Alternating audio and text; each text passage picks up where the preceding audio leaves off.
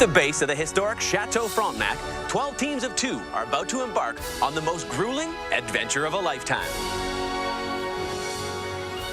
Host of the show, Jon Montgomery, joins us in studio. Brand new season starting. Very exciting. A little different this year. Absolutely, Well, it's different every year because you've got different people, but you've got more teams, another team. We do, and there's a couple new features to the show, which are going to be exciting for viewers, of course. It's always great for viewers because it's Canada. Yep. But the other element to this is there's some foreign travel involved. There always is. Yeah, this year we've prefaced the show with the fact that we're going to be going to India this year. Yeah. And there is going to be more foreign travel, more foreign stories, and Canadian content from around the world.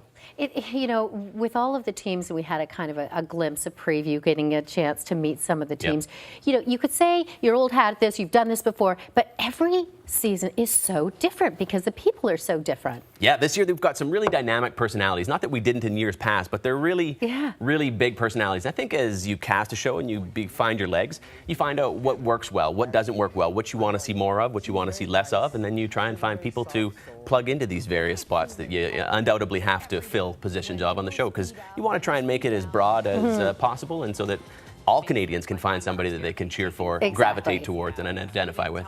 When you, I mean, with your experience now, do you look at the teams in the early going and say, yeah, I kind of think that this team will do well, or this team definitely won't, and are you right? No, I'm usually wrong, but I'm a human being. I can't help but look at people and go, who's going to do well? As an athlete, you're always sizing up your competition, and as, I guess, the host of The Amazing Race Canada, you're always wondering, who's going to come out on top this year? And I'll say that I wasn't spot on once again. You weren't right again. No. Do you sit there, is it nerve-wracking when you know that these teams are doing things that, for example, if one's terrified of swimming or water, and then there's something involving that, and they're really upset or they're crying or something's going on, are you just like, it's so hard to watch? It's awesome. It's awesome to watch. It's awesome to see somebody terrified, because what they're terrified of is usually it's not even something to be scared of usually, but it doesn't make it any less real in the individual. And so when you see somebody approach something that they're scared of, a challenge like that, and overcome it,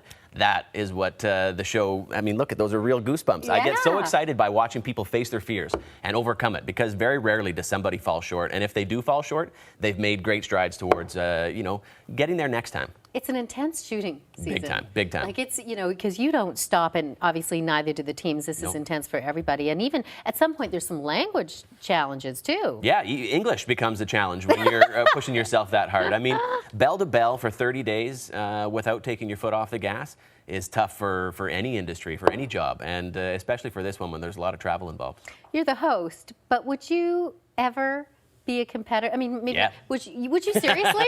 I would almost get myself fired just so that I could be on the show to try it once. I desperately want to sort of insert myself into the race, and I've always tried to think of something creative so that I can compete one day, but never will that come to fruition. So I just have to be happy with the fact that I've probably got one of the best jobs in the country, and I get to come back year over year and watch it unfold and take part in some of the hair-raising, crazy-ass challenges that we get to see along the race, and to be a part of that is awesome. And get to see some of the most incredibly beautiful places in this country. And meet the people. Meet the people is probably the best part. Seeing the places is playing only second fiddle to meeting the people. Do you get asked all the time, okay, can you tell me this? Can you tell me? I mean, obviously you can't give anything away, but everybody wants to know.